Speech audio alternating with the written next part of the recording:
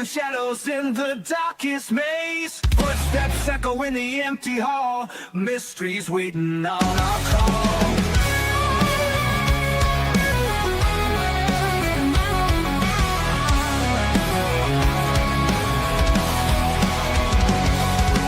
Bigfoot stomping through the pines. Aliens sending secret signs. EVPs in the dead of night. Ghosts dancing in the pale moonlight. Paranormal for what we bring it to you. Truth behind the veil, gotta pursue you. All right. It's Saturday. It's Saturday. We've been waiting for this day since last Saturday. We have. We got Paul coming on tonight.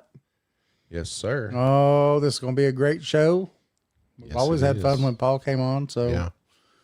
we're gonna shoot the shit and have a good time. Hey Barbara, hey Jason, and Nemo, and who else is in here? I already said Jason, Pamela, and everybody else that hasn't said hi in the chat yet. Hello to everyone. Oscars. Overly overstoked Oscars. Hello. Hello, everybody. We are glad that you are here. Oh, yeah. So, like David said, tonight we got Paranormal Paul. Right? Yes.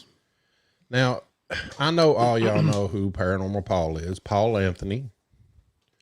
He's the host of Paranormal Among Us on the and the new YouTube show, The Morning Mix. Yes, I have watched that. It was really good. I watched it. I didn't watch it live, but I watched. Yeah, I didn't get the to watch it replay. live. Yeah. I'm at So work. that new program covers news, sports, weather, and strange events, current events. It's real good. Yes. So what began for Paul in 2023 as curiosity quickly became a full pursuit of the unknown.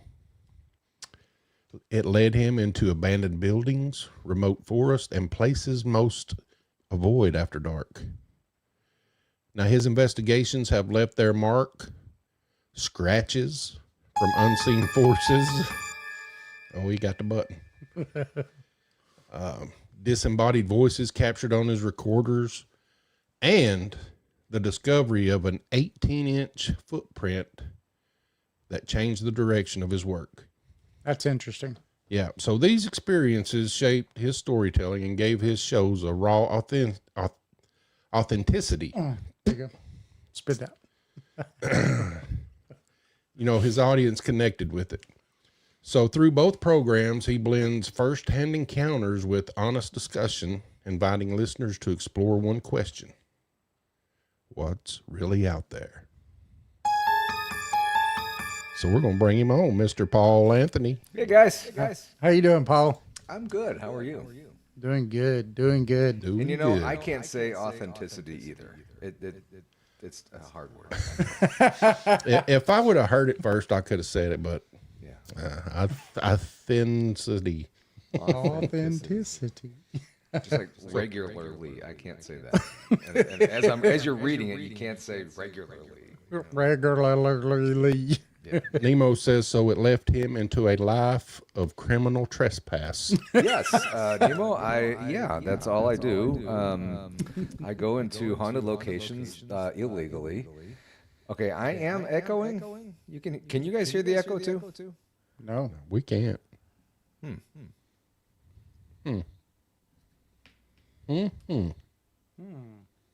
That's crazy because I hear the echo in my headphones. I don't know. Yeah, you sound perfectly fine over here. Is your mic USB? Yes, sir. Yeah. I just got a text. Who wants to? Bigfoot says It sounds groovy. Okay, well, you know. Lots of echo. I don't know what it is. I went. I heard this before. I went out and came back in, and it didn't fix it. So I don't know what it is. Let's see. Can you hear me at all? Yeah. Yeah. What's your volume on your computer set at? See, I don't have the volume coming through the speakers on my computer at all. It's all coming straight through my headphones, which is even more bizarre.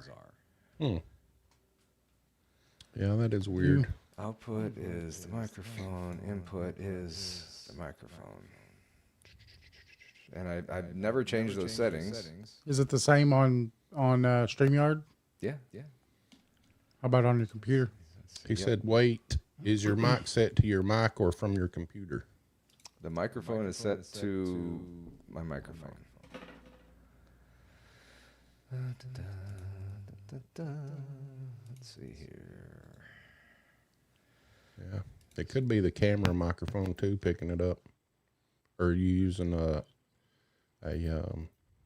can you hear an echo now? Yes. Oh yeah, that sounds terrible. Terrible. Yep. Okay, what about now?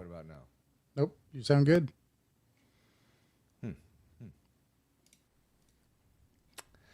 Well, two sources open. No, I only have one source. Well, unless. Well, no, because this was doing this before. I put the link for it to stream on my show too, on my channel. Right. Probably CIA. CIA. That's right. We'll go with CIA. How does this sound? No. I still hear the echo when I'm coming. It doesn't matter if it's. I don't have anything open on my phone. That's weird. I don't know what this could be. The only thing I have open on my phone is my music app, and that has nothing to do with this. No. Well. Can you go into StreamYard settings? Yep. They got an echo cancellation button in there. That's 1, 2, 3. So I have it check marked, Oh. and it's louder. It sounds good. Yeah. Sounds like a spaceship. Sounds good to us. Hey everybody, how's Paul sound? Test 1, 2, 3. So with echo cancellation on, it's louder. And Now I just turned the hearing echo cancellation off. And the echo is quieter, but it's still there. Do I have auto tune? No. He's auto-tuning his voice. Do I have a twin? Yes. No, but my dad's a twin. He still echoes. I have no idea what's going on with this thing. What's weird is that we're not hearing it over here. Yeah. CIA. I'm still thinking CIA. Yeah. If you only knew the power. If you only knew the power of the dark side. Oh. I have no idea what's going on with this. I have nothing at all changed. I mean, if you guys want, blame it on autocorrect. If you want, send me the link again. I'll get out and come back in and see if that happens. Okay. We can do that if you want to. All right. I'll send it. I'll send it through a messenger. Okay. All right. All right.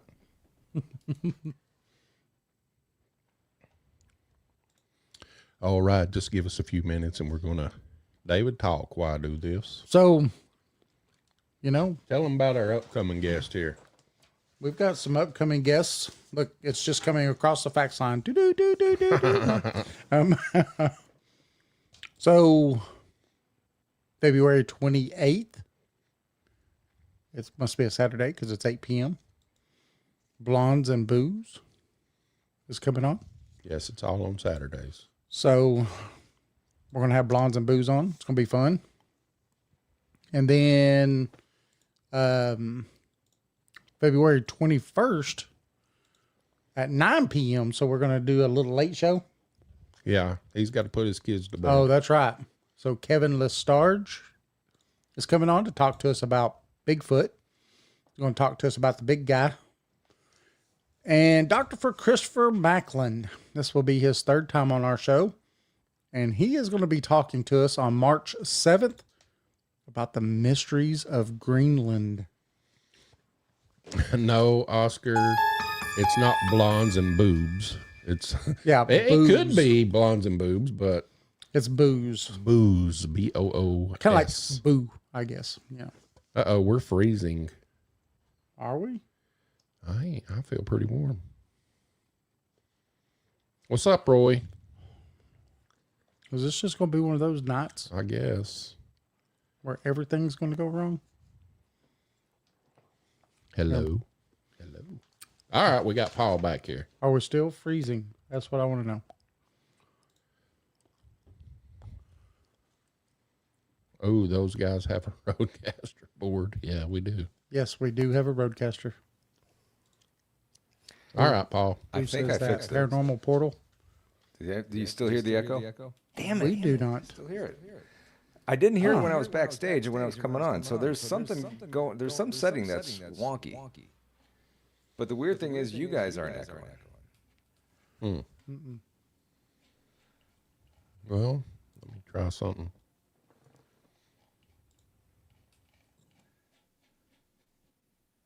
I have no idea what it is. You still echoing? Am I echoing? Yeah. Oh wait, I didn't hear an echo there. Aha. We might have fixed it. Yep. There you go. Okay. We just turned the echo cancellation off on our side. Okay. Okay. Crisis averted. Hi guys. Hey, man. How you doing? Oh wait. So that we're was going to start the show now. I hope we're not spazzing out like people said we was a second ago. Yeah, freezing That's up. weird. The show is wonky. You know, the last couple shows that I've done, a lot of weird things happened. So, you know, I blame it on weird stuff here. I don't know. Hey, you know, you do a paranormal show and weird stuff is bound to happen sooner or later. Exactly. This is bound to 100%. happen. It is. 100%. But we're glad you're here. Yes. I am too. Thank you very much. For coming in and coming on the show, and been looking forward to this. Oh, yeah. Me too. Me too. Yes. So, you have anything new happen? Not in a while. I don't remember what the last time we talked was. It was before September, I think. Yes. Yes. Yep. So then, yes, I did have some fun, different things happen lately. 'Cause really, the last time I was investigating was right after the conference in September. So yes. Oh, well, we are all ears. Okay. I definitely want to hear some of your stories. Let's blend your firsthand encounters with discussion. Okay. Okay. So back in September, we had a conference out in Richmond, Missouri, which is out near Kansas City. And, you know, after the conference, we did a ghost hunt. It was right next door. The place where the conference was held, was Eagleton Conference Center, I think it was. And that's right next door to Ray County Museum, which is a place that we go a lot to investigate. And it's a really cool place.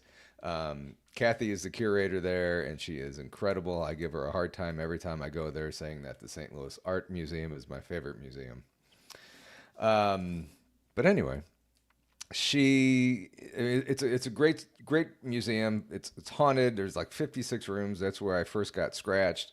It's a great place. So after the conference, we went there, and I've always wanted to go through an investigation with a medium. And I had my medium with me, Jilly Maria. She comes on my show a lot and does readings for the audience and stuff. And I think she's fantastic. She's spot on almost all the time. So I had her going with me. And we started out in a Black History room. And while we were in there, Natalie Smearman was with us. She's my co-host on my Tuesday night show. they both saw this little girl comes in, and she was showing off her dress. She was spinning around, dancing a lot, and just having a great time, and just all excited to see us come in here. And both Natalie and Jilly can see this little girl. I can't remember what her name is. And then, it's a lot of stuff happened, and it's really weird. If you ever get a chance to go through a haunted building or anything with a medium or anybody who's sensitive, you're walking down a hallway. I'm filming her. She's walking, and all of a sudden she stops, turns, faces a wall, and says, "Oh, hi, what's your name? My name's Jilly." And she's just talking to the wall. But it just blew my mind. But we had a lot of encounters. She had an extremely personal encounter that she had in one of the rooms. Her grandparents came through to her, and it was just an amazing encounter. I didn't film it because it was way too private to do. I didn't want to exploit that or anything. So that's her moment. She had it, and it was just an amazing thing that her grandparents came through and said everything is good. They're good and everything, and they're with her all the time. And then a couple places that we went in there, down in the basement, there was a slave that was chained to the basement floor in one of the rooms down there, and I don't know if this guy came through or something really nasty came through.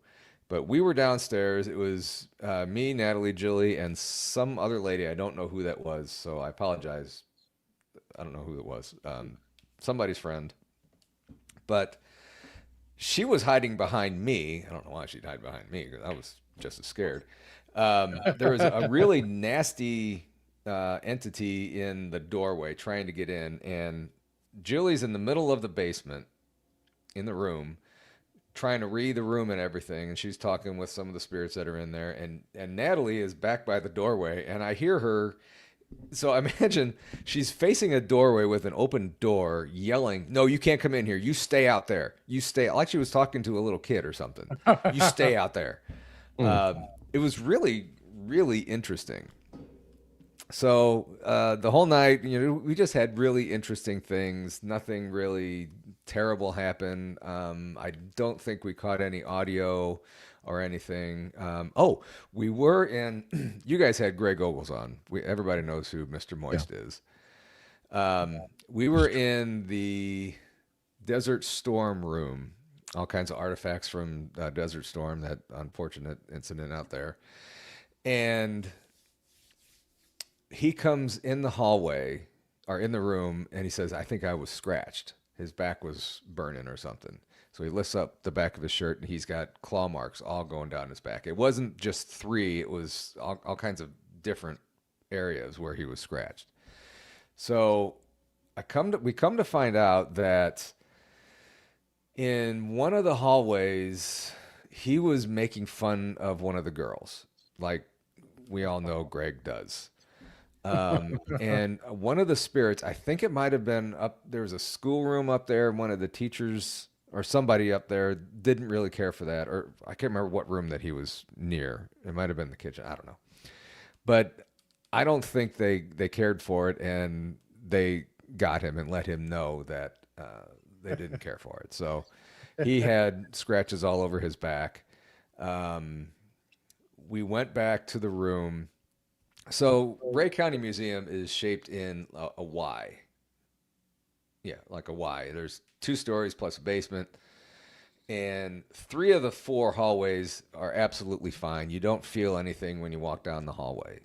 The top floor on the left, when you go down that hallway, the second you cross over that threshold, Tammy, I think, was that you, Tammy? I don't know if that was you. Tammy's saying she was there that Tammy night. Dunn was there that night. I don't remember if that was you that was with us in the basement or not when Natalie was yelling at the spirits. But anyway, we went back up into the rooms, up in that hallway. The second you cross over into that hallway, there's a little threshold there. never mind that it's lined with mannequins that are freaking scary. But no, she wasn't with us in the bathroom. Our bathroom, basement. I hope you weren't with us in the bathroom. Why, hello.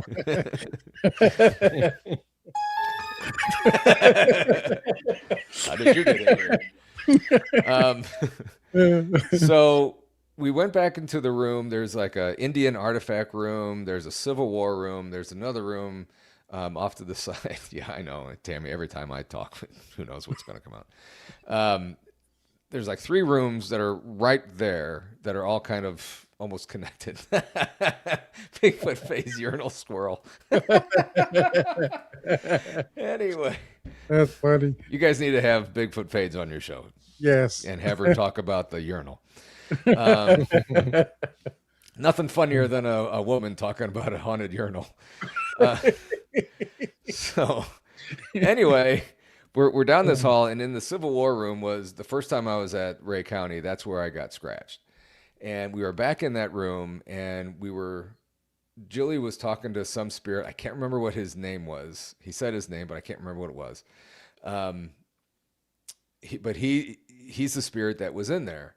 And at the time the night that I got scratched, this spirit, whatever his name is, he likes to open and close little cabinet doors. There's a little hutch or something there that had little small doors and stuff. And I had them opened, and I kept saying, I'd like for you to close that door. And on a spirit box, on the spirit box, we kept getting no, get out, no. And I'm like, no, we want to stay here and watch you close that door. There's 3 people in the room. One guy that was kind of standing off to my right saw behind me that there was a white mist, and then I felt something weird on my right side, and then I looked down and I was scratched. So fast forward to this last time we were there. We went back in that room. Like I said, I don't remember the spirit's name. And I asked, were you the one that scratched me? And we waited a second, and Julie said, yes. And then there was a laugh. And I'm like, well, I'm sorry that, I didn't mean to invade your space or whatever. So I didn't get scratched that night. So I guess all was fine. But really nothing major happened that night. Didn't see any shadow figures or anything that I can think of off the top of my head. Did you run any EVP or anything like that? Yeah. Did we? No, I don't think we did. We had, I had Jilly there. So, I mean, that was my EVP detector right there. But actually, no, a kind of a funny story. The last couple times before this, there's a kitchen there. And there was a spirit of a lady that didn't like men in her kitchen. And, it said that she would scratch them or just be mean to them or whatever. So I went, the 4 of us, at least 3 of us, I don't know if that other gal was with us or not, but we all 4 went into the kitchen and we introduced ourselves, and, we're asking if this was the spirit of the lady that doesn't like men in there. And she said, no, that was my sister. I kicked her out because she was a bitch. I think that's what she said. So, we laughed, and it turns out this gal that we were talking to, her name was Mabel. She was making pies or some kind of pies. And, we ended up having a long discussion about pies. And, for a second or two, you could actually smell sweet pie. And I'm like, I'm going to love coming back here. So I made a friend in Mabel. So, she was fine. And it was really neat. Every time we were talking with a spirit through Jilly, it would always say, okay, I'm done now. You can go. And, we'd leave. So it would tell us when we're done talking to him. So that was interesting. Pretty, eventful night. What kind of pies? I think she said she was making an apple pie, either an apple or a peach pie. Mm-mm. Either one. I'll take Either one. I'll take it. With a little vanilla ice cream on it. Yes, gotta be vanilla ice cream. Yes, definitely. They gotta be a whole hot. lot of Cool Whip. Yes. But I mean, Mabel was a very nice spirit in there, and if anybody gets to go to the Ray County Museum out in Richmond, Missouri, make sure you go into the kitchen, which is right off the main office, and ask for Mabel.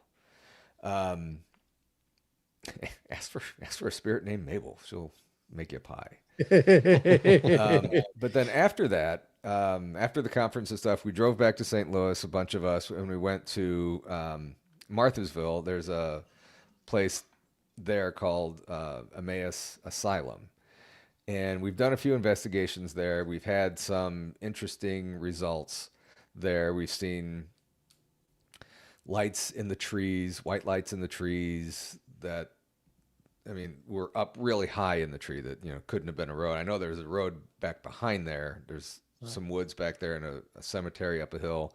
But these lights, it was just a single light here and there and stuff. And this was before. So we rented an Airbnb, which is across the street from Emmaus. You can see the asylum from across the road. So it was me, Natalie, Brian Bowden, Greg Ogles, Krista from Blondes and Booze. Brandy was there for a little bit. I don't know if I said BMR was there. I think that was it. But Krista and Brian stayed back at the Airbnb, and I think Brandy stayed there too. And me, Natalie, Greg, and Rob all went across the street to investigate a little bit. So we walked through. There was a room upstairs in the nurses' quarters. Do you want me to tell the story about who died there? Yeah. Some people don't like hearing that. I mean, there's many stories of tuberculosis and stuff there, and a lot of bad stuff happened in the asylum part of the buildings. But over in the nurses' quarters, the story goes that a nurse, I believe her name was Nurse Marie. Yeah, I think it's Nurse Marie. She was giving a patient a hydro bath or something like that, and she slipped, fell in, and scalded herself to death in the bathtub. Wow. So, and I a while back, not this time, but a while back, I sat in that tub for like an hour. Nothing really happened. It just, I heard a few knocks and, nothing really nasty happened. So, but anyway, that night in September, we were walking through the top floor on this nurse's quarters, and we thought we heard something really weird. And Natalie went in one of the rooms. She said, "Let me go in by myself. And then you guys, if something happens, you guys can come in." So she went in and she hears this weird scratching in the walls. And she kind of pokes around in there. And then she starts hearing like a growl or something in there. A cat jumps out of the woodwork or something in there. It was a stray cat or something. And she jumped out. And then the cat ended up following us to room and everything. Wow. So the building we're at is kind of an important note here. The building that we're at faces the road, which faces the Airbnb, and Brian and Krista and maybe Brandy were sitting in front of our Airbnb. So remember that. Mm-hmm. So we looked around in that building, really nothing much going on. So then we went back to the other building, which had the operating room, which leads out to the woods and everything. This is also the place where Krista had her caught a recording of what we think is a dog man. So we didn't hear that right then. So we went back, walked through the other building. We were using dowsing rods for the first time. We had some pretty good responses with those crossing and moving and stuff. So that was pretty cool. What do you think about getting to use those? Huh? What do you think about getting to use the dowsing rods? Because that's part of our tools, that we use while doing stuff. I mean, as long as you're careful where you stand when you use them, no water pipes or things like that. But I Right. mean, it seemed to work really good. I mean, I bought mine last Christmas or something, and this was the first time I was using them, and it answered our questions and stuff, crossing and stuff. It seemed to really work well. So, I mean, that's definitely going to be, used again next time I go someplace, which will be this March, I think. But, we had that with the dowsing rods. Cat balls went off here and there, nothing really spectacular. There was a guy there, I can't remember it. Fat. It's not. They keep saying fat something. I kept thinking it was Fat Albert, but it wasn't Fat Albert. Hey. It was some patient that was there that they had chained to one of the bathrooms, and we Wow. were trying to get stuff there, but we didn't get anything really outside of the dowsing rods moving and stuff. So, I mean, that's pretty cool there. But we went down to one of the administration buildings in the basement. Is really there's said to be some negative stuff down there, and you kind of feel it when you walk in the basement down there. So we walked in one of the rooms. It's a big, huge, empty room, all kinds of concrete and I guess limestone and stuff in there. So we're each taking turn. Actually, no, BMR was doing the dowsing rods. I think this was his first investigation that he did, and he's doing the dowsing rods. I'm filming him. Greg's filming him, and Natalie is asking questions, or I don't know what she was. I think she was just asking questions or whatever. So all of a sudden, clear as day, we heard a growl behind us. And I looked at Natalie. She looked at me. We looked at Greg's because Greg's stomach was growling. And every time you go on investigations, if you stomach growl, that was my stomach. Oh, Yeah. yep, that was me. I farted. Stuff like that. That smells mine. Yeah. Clavin smells too, huh? Yeah. Sorry. But we all looking around like, who was that? That wasn't any of us. I mean, it was. We have it on film too, clear as day. It was a growl. It was a long growl.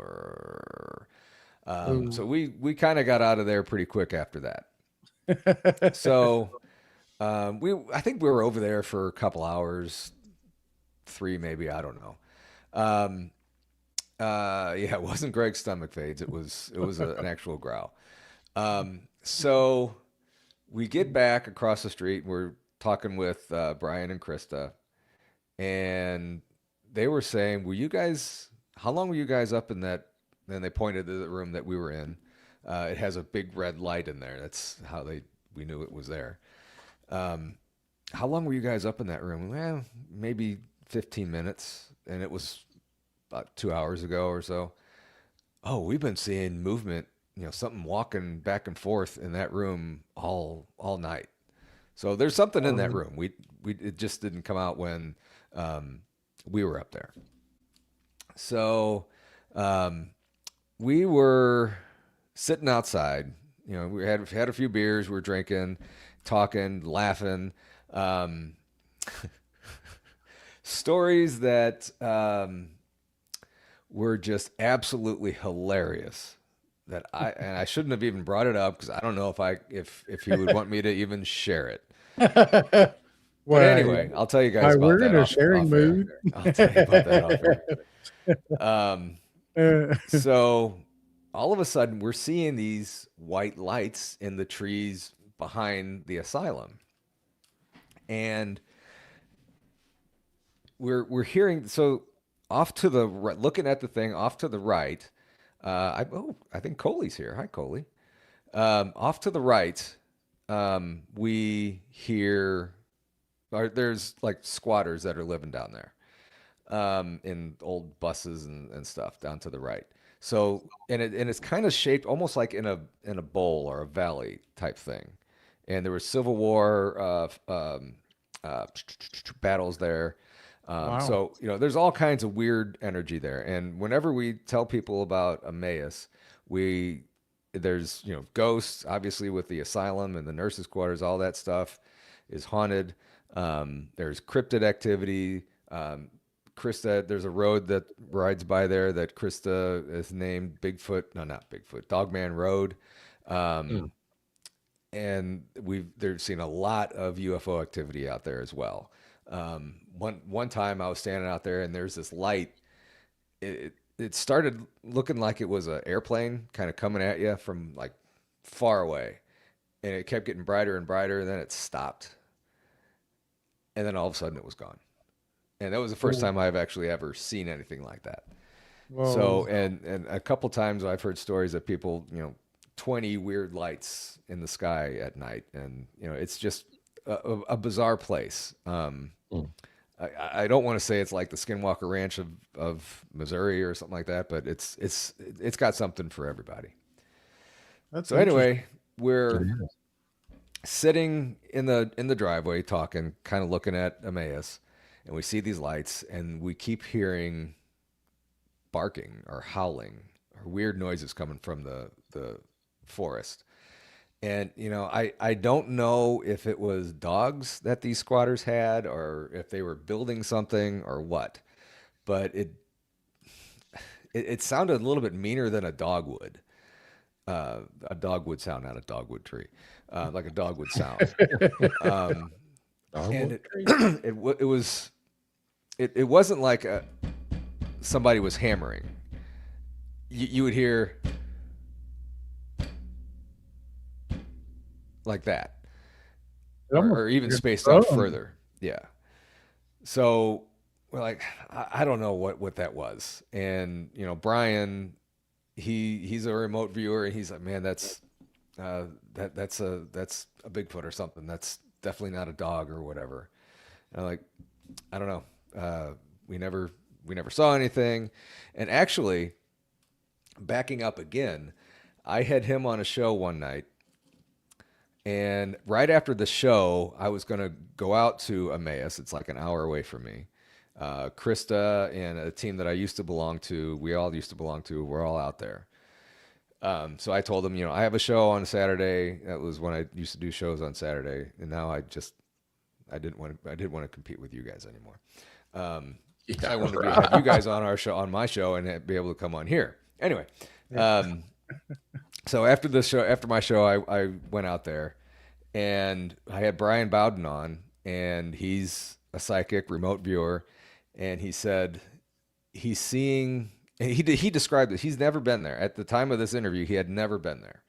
He's seeing a big smokestack and a building, and he's seeing a black figure and a Bigfoot running around out there. So I'm like, okay. So I end the show. I get out there, and I told Krista what was going on, and Brian calls us on Krista's phone or something, and he's like, "You see that figure down there?" He was on a phone. It wasn't on StreamYard, on YouTube, on FaceTime, or anything. It was just an audio call. Mm-hmm. You see, if you look down at that building down there, you'll see a black shadow walking out of the woods. That's a Bigfoot right there. And we look up. We kind of look at each other like, "What?" We look down there, and there was a black figure down in right outside the wood line there. Wow. So how he is able to see that just amazes me. That is amazing. Yeah. But so we finished talking, and we kept seeing the white lights in the trees and stuff all night, and we go to bed, and then the next morning everybody was leaving, but Natalie wanted to, before we left, I had to take her to the airport, so she wanted to go across the street and kind of do a little filming and stuff. So I let her do her stuff there. I stayed kind of close to the Airbnb and stuff, so I was still hearing weird knocking in the woods. So I recorded it, and it was just still weird knocking. So she finished her stuff, and then we met back up, and then we started kind of walking back by the tree line. And I happened to look down, and I said, "Oh, there's an egg on the ground. Why is there an egg on the ground?" And then I started looking a little bit further, And I'm like, I had never gone squatching before. This is all brand new to me, and she has. And we walked a little bit further, got right up to the tree line. I'm like, what's that on the ground? That looks like something weird. And she said, that's a footprint. And I measured it. I have an app on my phone that measures, and I measured 18 and a half inches. And Wow. she put her foot next to it, and I took a picture of it, and holy cow. That was maybe 20 yards from the Airbnb that we were staying the night at. Whoa. Yeah. So So ever, that's like it was close to you then. yeah. And it looked relatively fresh. I mean, it was muddy that night. I don't think it had rained for a while, but I mean, it was soft at least, and it was there, and you can clearly. I can. I don't know if I've sent you this picture. I'll have to. Let me look and see if I have it. But I took a picture of it with her foot next to it for scale and stuff. But where are you? But yeah, it was just incredible seeing that. And ever since then, I can't find the picture. Ever since then, I've just been all in on the Bigfoot thing and everything. I'm just. So I got a question. Was there just one print? I just dripped. That's all right. No, I can see. We all have that problem sometimes. What is that? The airplane? I got a drinking problem. No, yes, there was a second print, but it wasn't as defined as the other one. You could tell it was something, but you couldn't make out the toes and the heel as well as this other one that I had that we found. And I really need to find that one. But Yeah, I'd like to see it. You know where Jason was going with that. Yeah, He was going to ask you if there was only one, do you think it just disappeared? I don't know.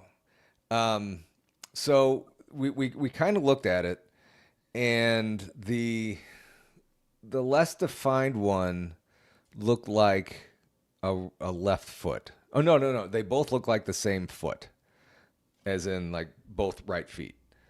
Do I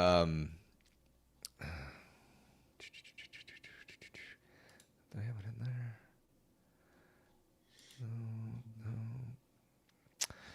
No. Oh, wait, I know where to find it. You know what? I'm going to look on my phone. But anyway, I'll keep going and try and talk while I'm doing this.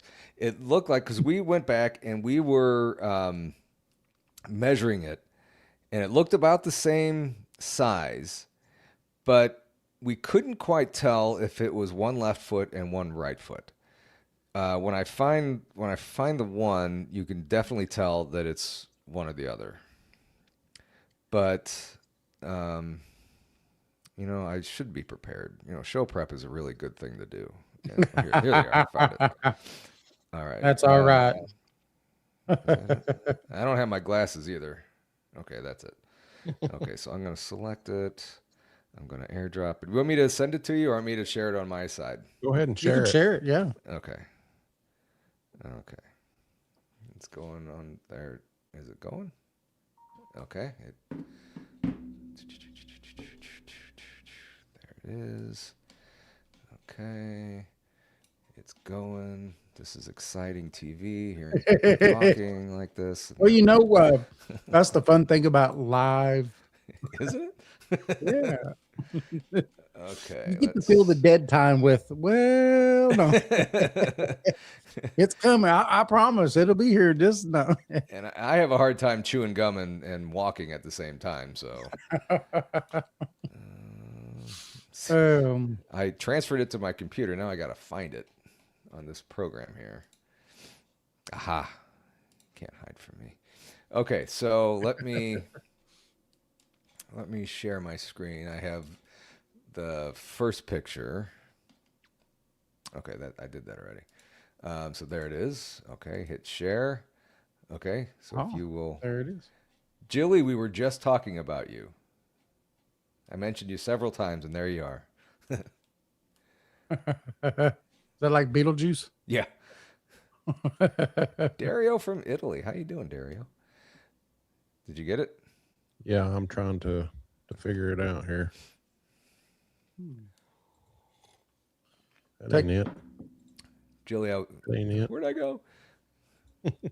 Julia was telling everybody how inaccurate your readings are always. There you go. I mean, There we it go. is. I'm kidding, Julie. So that's the one print that you couldn't really see too well. And let me get my cursor over here. I think this is the big toe right in here. But I mean, Okay. it's definitely a big indentation right Yes. here, and it's definitely bigger. Those are my little feet. It's definitely bigger than my feet. I think this might have been the egg that I saw. That is weird. Yeah. So now, hey, look at all my little pictures that I saw. Hey, look at this one. That's my mom and dad and my son when he was young, and both my mom Hey. and dad are passed away. So anyway, I don't know why I did that. So this is the other one. This is the one that we can see real well. Yeah, that So you can see that. yeah, that's Natalie's foot. You can see the heel right here. The toes are up here. I think would this be the big toe up here? Oh wait, I'm pointing at the wrong one. Oh, this would be the big toe up here, I think. So, Yeah. and this one was just just a little bit behind it. No, this one was just in front of the other one that I showed. So this looks like it might have been a right foot with the toes here and the little smaller toes are down here. So both of them were probably right foot. So unless they're two different ones, I don't know. But this So, go ahead. do you know how far apart they were? Probably about 6 feet. They weren't terribly far apart. So maybe about a 3-foot gate if they're right, Yeah. left, right, then voila, you got both Yeah. right feet. It was a bigger gate than mine for sure. But definitely this is definitely a right foot. Most people's gates are, I think, typically somewhere around 16, 18 inches. Yeah. And so, I mean, that's pretty big. Yeah. And, I was in shorts. We didn't really bring gear to get in the woods and stuff, so we didn't go traipsing into the woods. We kind of looked around in there, standing on the edge. I got my camera out, and we didn't really see anything, any structures or anything that stood out to us. But the knocking sound was just crazy. Yeah, I mean, and it didn't sound like when you would hammer something in. It was boom, boom. Because somebody mentioned that since it's a bowl, things would echo from different locations, Right. and it could have been that the people that were living by Emmaus, they might have been building something, but Then it echoed. yeah, and then it echoed, and I'm thinking, yeah, it could have been, but I don't know anybody that hammers No. and then waits a few seconds and stuff. The So world's that's the only thing slowest that, hammer. right? I mean, that's the only thing that would make sense to me, unless it was a huge sledgehammer that they were boom, boom, Right. boom. I just thought of that, but I don't know. I don't know with that. So That's pretty interesting. But Could yeah, you tell if it was metal or wood or just a boom? you know what? If I can find it, I can probably put it on here because I know it's on my phone. It's I've been that portal opening up. Okay. Jason's trying to find that portal. I mean, it could have been. What do you think about portals? I definitely think that they're there. A lot of people that I know and trust know about them and think that they're there. So I believe him. Um, it would explain a whole lot of how these beings get from one place to another so quickly, and how they disappear so quickly. Um, it could explain a whole lot of the missing 411 and everything. I mean, um, what else could make metal sounds in the middle of nowhere in the woods? You know, Right. um, Yes. so that's kind of one thing that, and that's, well, yeah, this is it. I mean, that's one thing that, I'm like, yeah, it makes a lot of sense to me. Um, so yeah, that's where I stand on it. I believe that they're there. Some people I that I know and trust have seen them opening up and stuff. So, Right. you know, Yeah, I think our last show or our Thursday show when we was talking about the Men in Black and stuff like that, it kind of we kind of hit on that same subject too about portals and maybe how a lot of this stuff that we talk about separately might actually um, be closer to the same as than what we really think that it is. mm-hmm. Maybe they're all using the same doorways or whatever it is, So now my question to you guys. Oh, here's that video. Can you hear it? Yeah.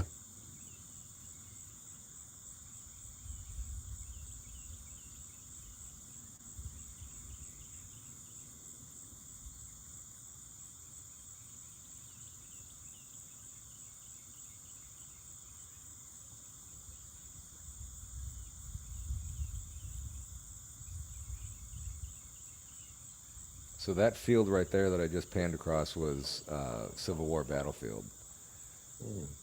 Hmm. So, Back that way to the left is where we found the print.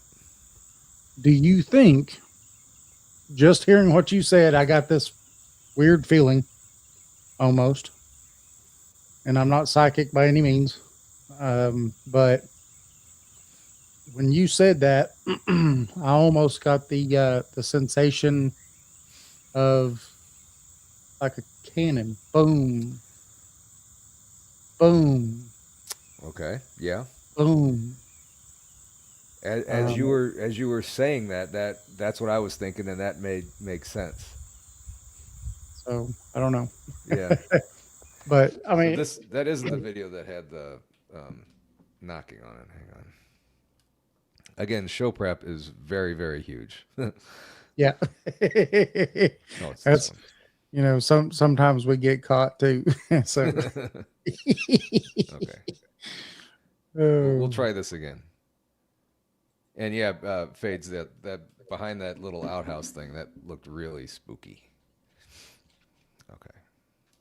Let's try this one more time. I'm gonna have all kinds of different stuff on my computer. Then what are these? where'd this come from? Okay. Stop sharing. Oh, well, you know what? Stop it. Stop it. Stop it. Stop it. I talk to myself a lot. That's all right. That's the best conversation you'll ever have, usually, probably.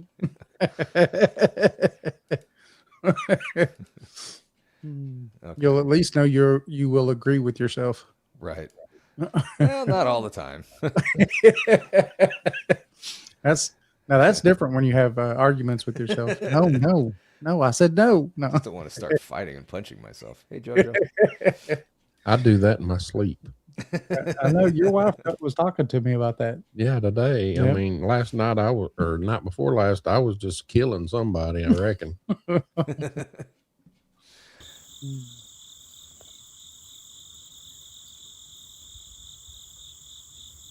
Bigfoot fades. Paul versus Paul. Mhm.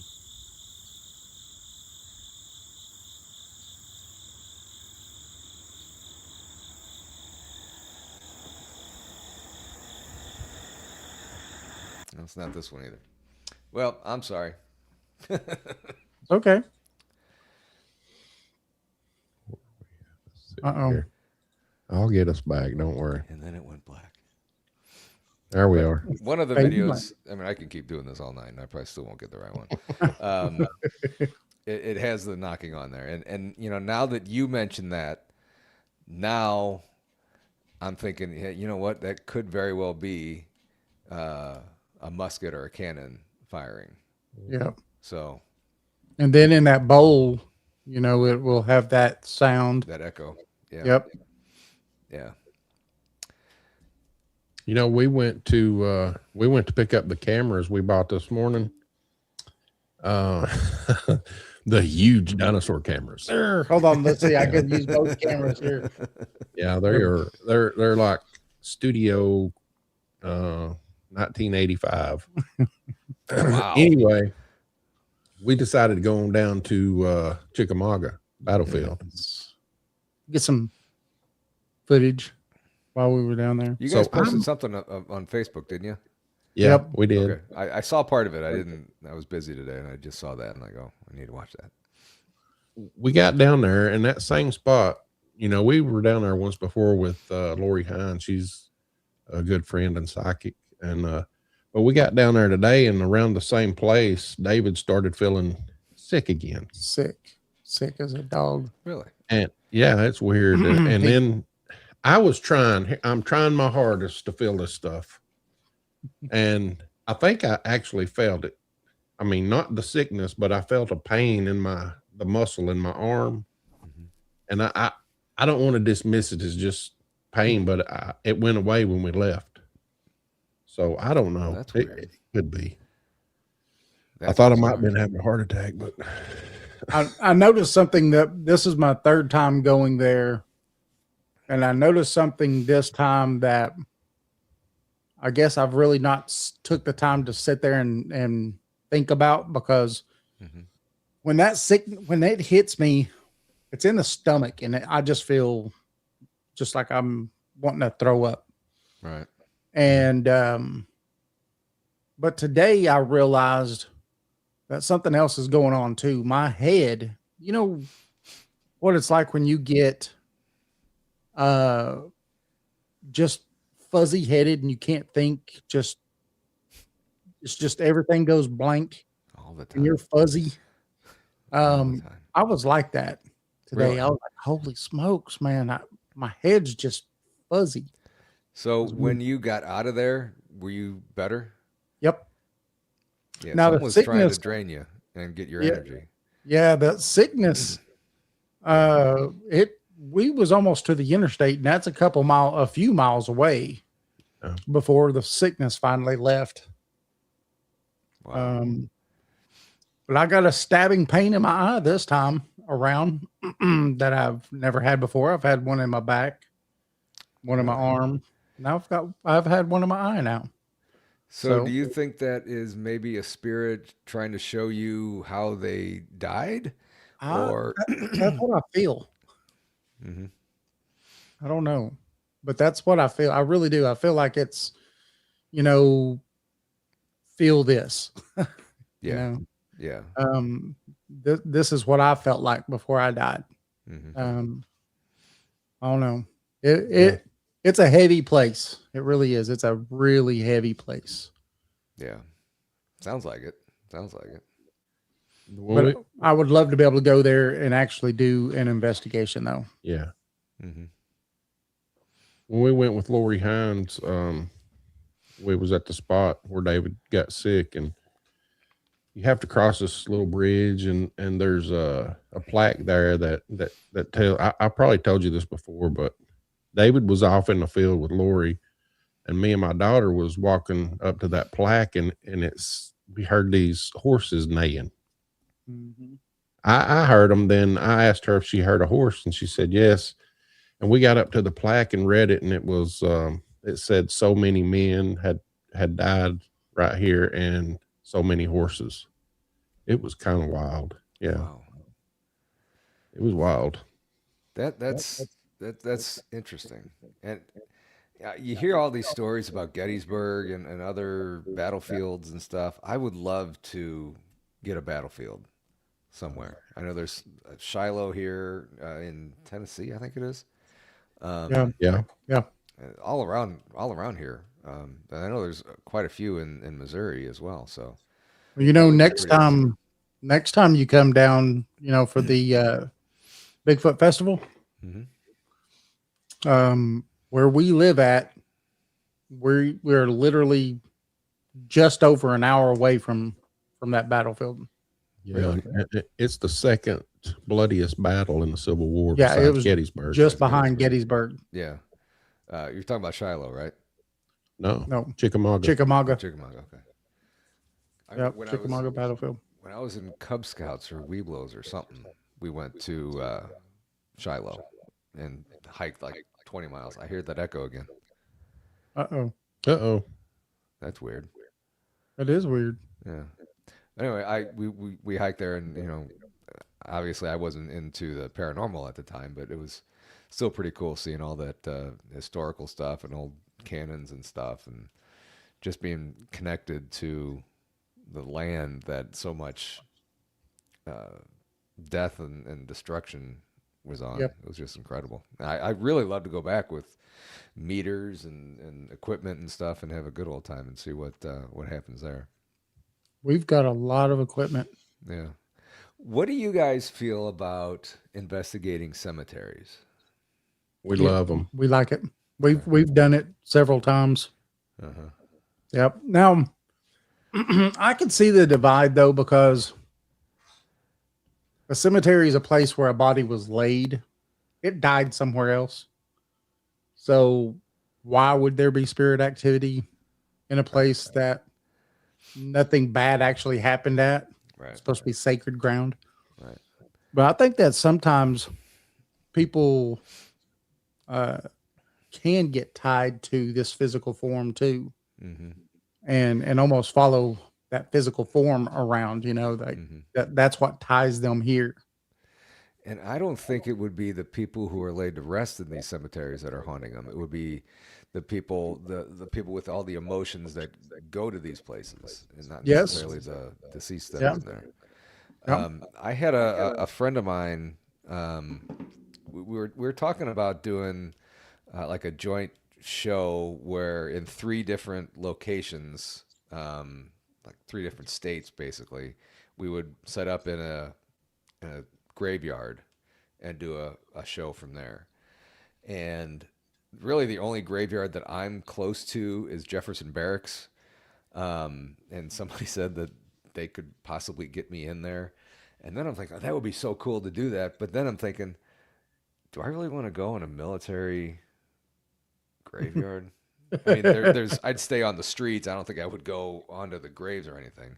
But I would probably stick on the streets and stuff that are in there.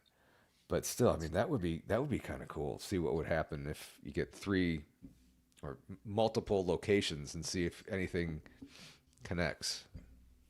Yeah, that would be cool. Yeah. So that's a possibility sometime. Once it gets a little warmer, I'm not sitting out in sub freezing temperatures. This next week's supposed to be nice. Yeah. We're supposed to get into the 50s and lower 60s. So Finally. I think graveyards are pretty cool. I think a graveyard is a spot that is weak, or the veil is thin, right there in that graveyard. I think it's just it's weird. Well, I mean, we've had some crazy stuff happen.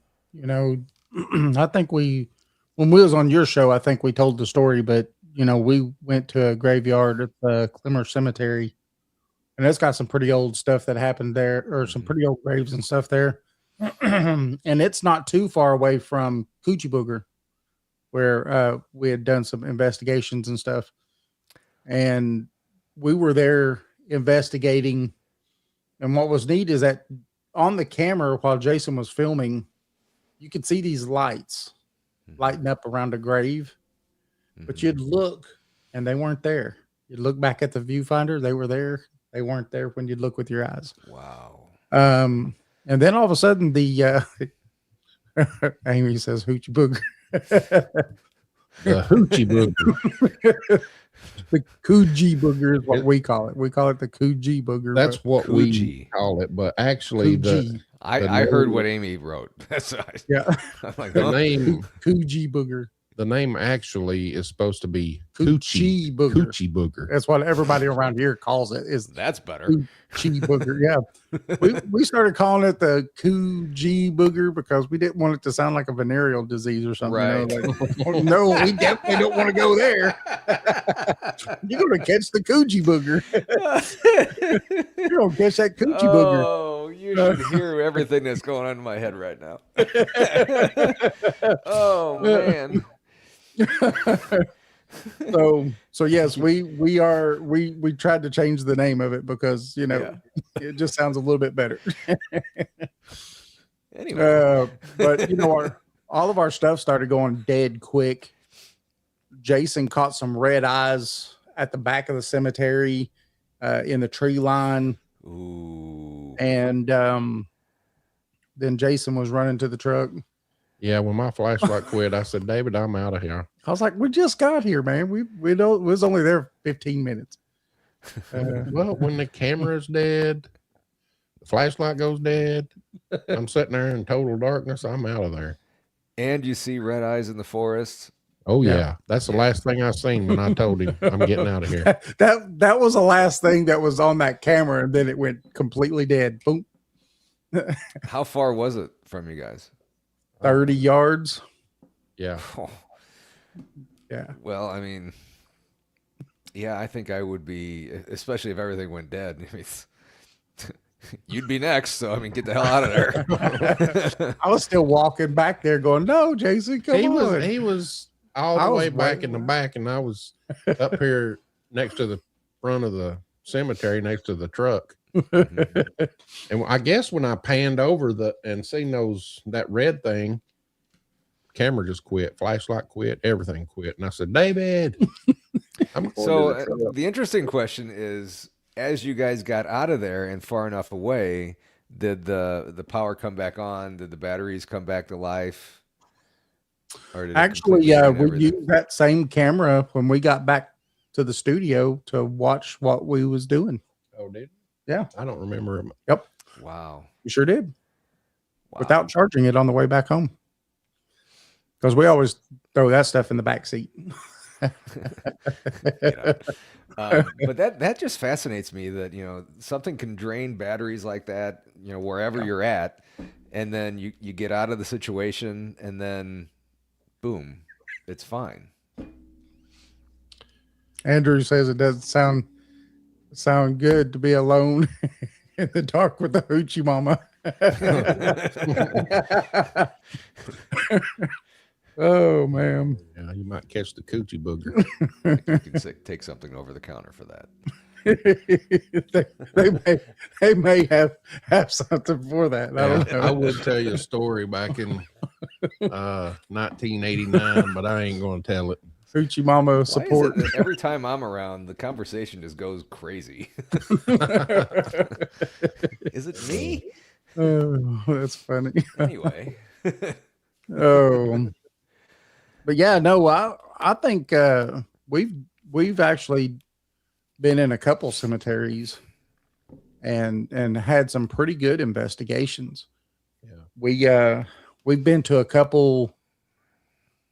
There's a place right here that was an battlement where they put guns and cannons and stuff during the Civil War, because coming south here in Loudon, Tennessee, was the only train bridge that was going that you could go south with. North to south, yeah. Yep. So it came from, Chattanooga and all the way down from that way, all the way up and through and into Knoxville and stuff like that. And so, they were on both sides of the bridge trying to keep that from falling into enemy hands. And then when they came in, the Confederates blew the bridge, just completely blew it up. Wow. And then they retreated back. And so we've done some investigations and got some pretty crazy stuff. Yeah. There was a guy came through the spirit portal one night and was talking to us. It was Captain something another. I forgot what it was, but I mean, it's pretty interesting. Really? Even the train that was on the track when it blew is in the water. Really? The locomotive. Yeah.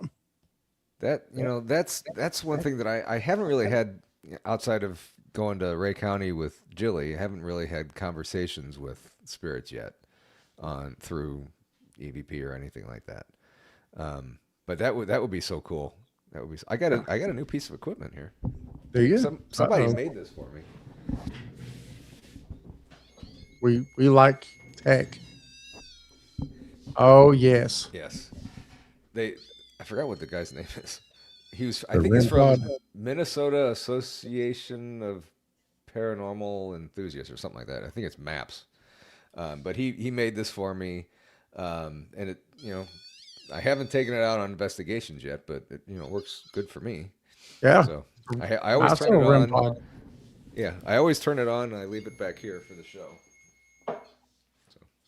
That's right. You get some activity in that room during your show too. So, I forgot I have a green screen on. This blonde doll right here, one of the last shows that I had on, somebody said that they saw her move a little bit. Wow. I went back and I couldn't tell if it did or not. So I saged the house just in case. You opened up windows and doors when you saged, right? Oh yeah. Okay. It's freezing in here. But yeah, that's normally a green alien. I have a green screen on for the morning show, and that's a green alien. So it's coming through as a sunset or sunrise. Oh, gotcha. So, but yeah, we've had weird things, and actually, I always have cat balls here, and I don't have it on this time, but I always turn them on. I have a EMF detector here, and only twice has the cat ball gone off, and it was really kind of weird. And actually, funny thing, I had Brent from Paranormal Portal on the show, and then this was on a Saturday. I had him on my show, and then I went on his show right afterwards. The cat ball went off twice on my show, and then during his show, it went off again. And his went off in his studio as well. So somehow something is connected there. That's interesting. So, yeah. Maybe space and time doesn't matter to them. Yeah. Yeah. Maybe they're outside of it. Who knows? I don't know. But yeah, we've had crazy things going on here. I mean, people have said they've seen things behind me and stuff. So, Well, I was listening to that one show where you had that one guy on. I forgot what his name was, but on that 47 minutes and whatever seconds, you hear that woman laugh. oh yeah, That heard it loud and clear. I rewound it and listened to it like 4 who times. was that? Who was that? I can't remember. I can't remember who that was.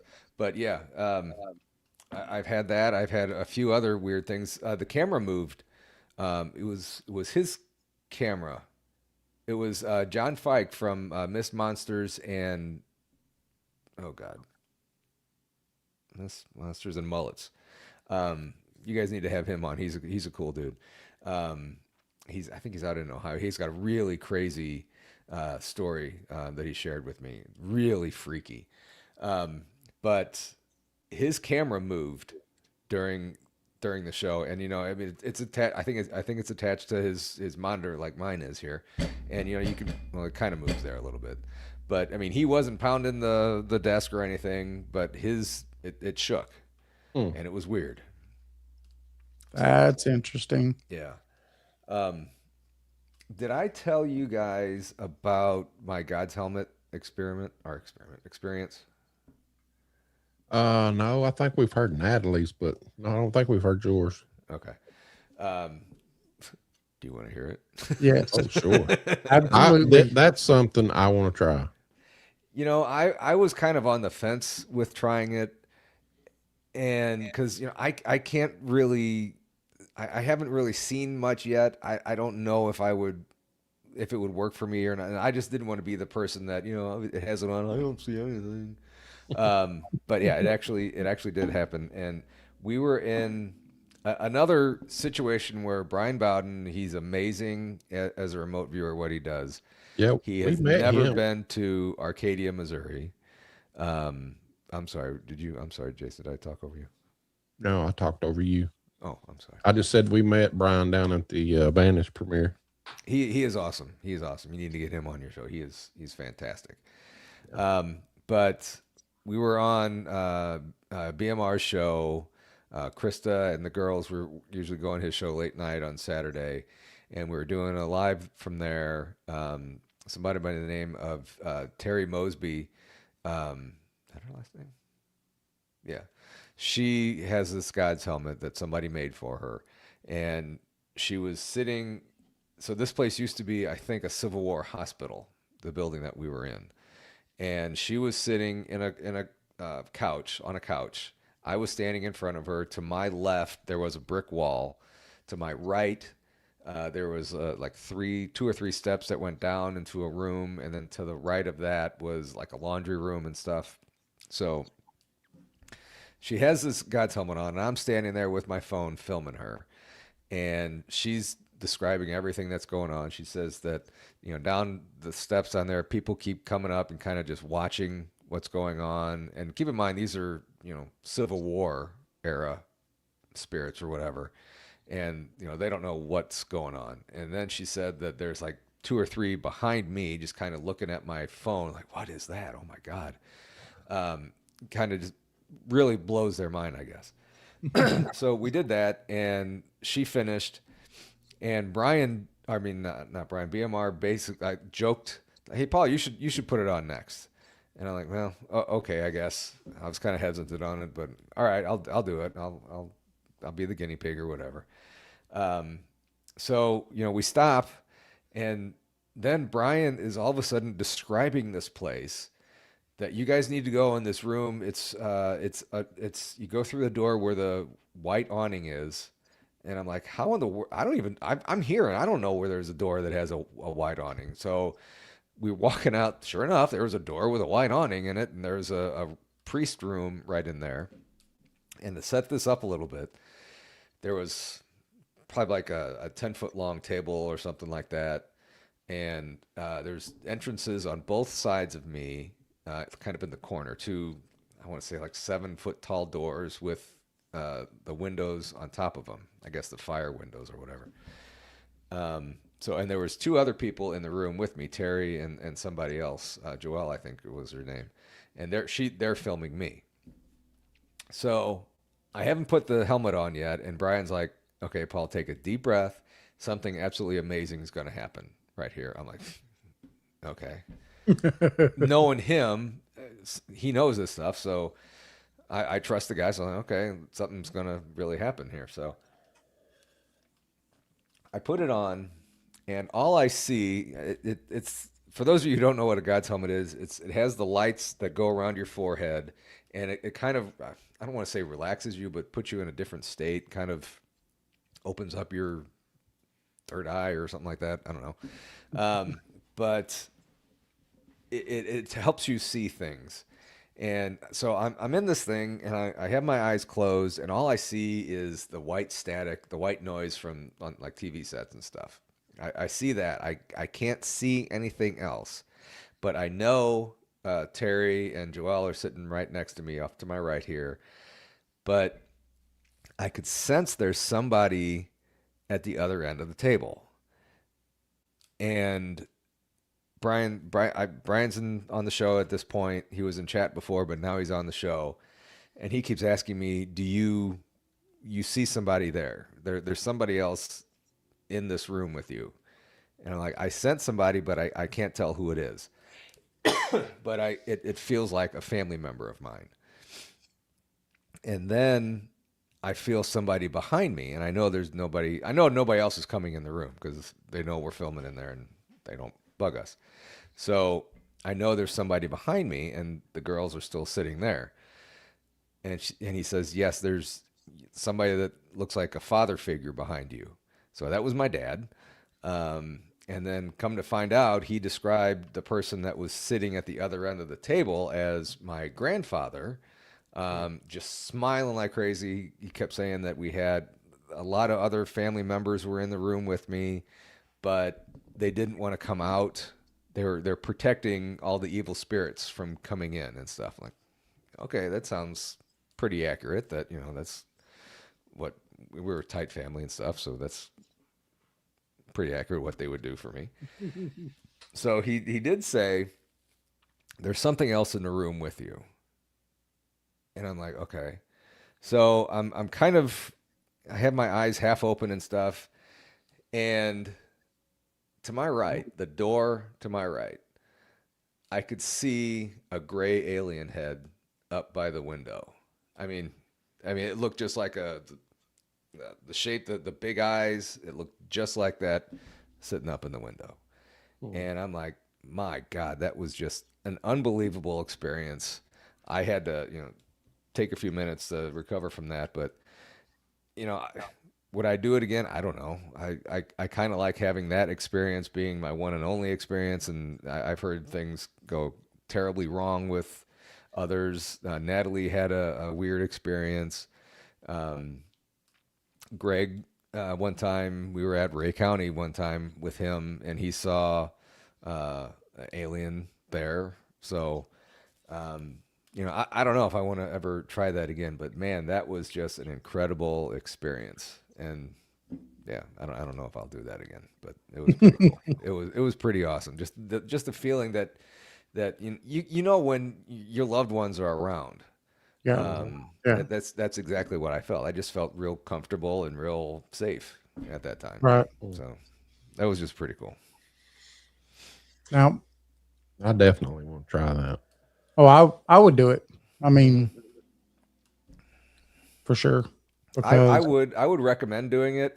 Just you can only be under for so long, right. and it might I not be also a heard great that also experience. that time when you're under seems like it's really short, even though you've done the full time. I think that's what Natalie experienced. I don't Yeah. remember, how much time, how long it was for me. It didn't really feel like it was short or whatever, but Right. she felt like it was just like 5 minutes Yeah. or something, and it was crazy.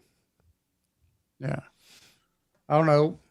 Have you do you periodically think back on it and just try to roll over and through your head about what it was that you experienced during that and All the time. I just try to mean, see if you could pick like yeah. I mean is that's there one of those deeper things. meanings to it? I mean that's one of those things that you never forget what it was like in that moment. Right. Um, I mean, it feels like it was just yesterday.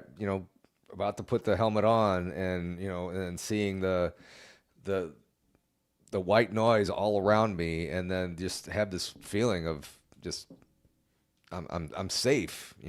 Right. It just felt completely different than when I was walking into the room, Right. and it's just I remember seeing exactly everything that I saw. I remember seeing the alien. I remember kind of looking around, and it was just it was a white noise, but at times it wasn't. It wasn't all I saw. I mean, I could kind of see the room and stuff, Mhm. but it was mostly the white noise and stuff. But it was just one of those things that I'm never. I forget a lot, and people know that. So, but that's one of those things that I don't think I'm gonna forget anytime. So have you put anything to why you saw the alien and what that was about? Nope. I Um, can't figure that out. I mean, uh, unless it opened up a realm that they're in, and they were keeping tabs on me, or I really haven't pieced that one together. So I don't know. right. The only reason I ask is because I've done mushrooms, Hmm. um, and but it wasn't for recreational. It was for medicinal, right? That's the way the Native Americans believe it's Right. medicinal. You wanted to talk to Mother Earth. No, I did talk to Mother Earth. Yeah. I saw the earth breathing, and she gave me a message, and it was interesting. The message was interesting because I've never been one of these hippie kind of people. I've always just been just straight to the point. It's either it is what it is, and that's all it is. And I don't mean about. I mean about life. Life Right. is what it is. We make it, and we just got to live with it. But when I was in that state, and you've got to release yourself from it, because we try to keep control as humans, right? So, you're out drinking with friends and you're drinking beers, and then you feel that drunk get on you, but then you try to act sober and you try to sober yourself up, right?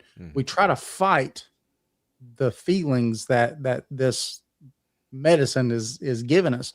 When you finally release that and you let it go, you don't fight it anymore. You just let it go. The weirdness of it rolls off of you. The part of it that makes you feel like you're going to throw up. Oh, Mike Michael Gigliano is on here. So Right, Mike. bought me on their show. Well, Mike, you absolutely can be on the show anytime you want to, buddy. You know, but when I finally released to it, I walked outside. Like I said, my property boots up against another 400 acres of nothing but woods, and so we're out here by ourselves. And what was weird is that I could start seeing the earth breathing. Really? She's alive, and it may seem weird, but then she started talking to me, and she started telling me how we've grown distant from her, and that's why we're in the state that we are in today, is because we are not one with the earth anymore. And I know this sounds like a hippie thing, I've this has been years ago, and that's why I ask you the questions of, do you still roll it over in your head? Because I have times where I just think about it, right? And I'm like, how can I explain this stuff without sounding like a pothead or something, Right. Exactly. And so, she was telling me all these things, but the one thing that she told me again and again and again during this, and this is an 8-hour event. Okay. When you do this, you buckle your shoes because it lasts 8 hours. Time and time again, she says, just breathe. Breathe. And I've thought about this a lot over the years. And I don't think she was saying, hey, stupid, just breathe, right? I really think that it was something deeper. We tend to walk through life in this state of automation. And we just let everything do whatever it's going to do on its own, right? Because our body will breathe for us, and it does these functions for us. But I think that it was saying, you need to breathe. Get out of this state in your head where you just are in automatic mode and breathe. And yeah. And it's been something that I've for years have been mulling over and thinking about, trying to figure it out. I think doing that would definitely, like you said, connect us to the earth, but then connect us to what else is going on out there. I mean, Yes. will connect us to the paranormal and any Yes. other spirits that are around, and Yes. Bigfoot, the cryptids that are floating around out there. Yep. I think that's a huge thing too. Yep. And a lot of people doing this might be too afraid to just, go out there and just sit there and relax and not be one with everything. So, Yeah. I mean, it doesn't, to me, it doesn't sound like a hippie thing at all. It just, it just makes perfect sense, Yeah. to, Yeah. It was profound. yeah, yeah. And, that's one of the things that I always try and do too, before I go to these things, that, I say my prayers, I have my protection and stuff, but then I'm like, okay, just relax, don't get, freaked out about every little thing that happens. Just Yes. relax and let things happen. Yes. Stuff like that. And things will happen for you. Yes. So, Yeah. A lot of times we ball things up and we're just this ball of emotions walking around. Yeah. Because of what happened today at work or just, on the ride there and just all these things. And we don't know how to release this stuff from our Yeah. system, Yeah. and we need to learn more how to release these things so then we can be in the now, and that's because that's all we have. We have this second right here. Mm-hmm. The past 2 seconds ago is gone. Mm-hmm. And you can't live for the future. You can live for the future, but you can't live in the future because you're not living now. Right. You're putting today off for tomorrow. Right. And so, a lot more people need to learn and understand that this is what we need to live for, is this 1 second. You didn't know David was a Zen master, do you?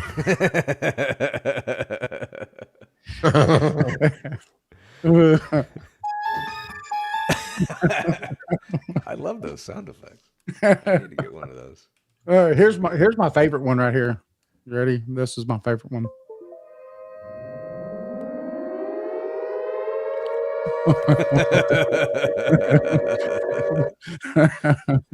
That's on your on a soundboard, isn't it?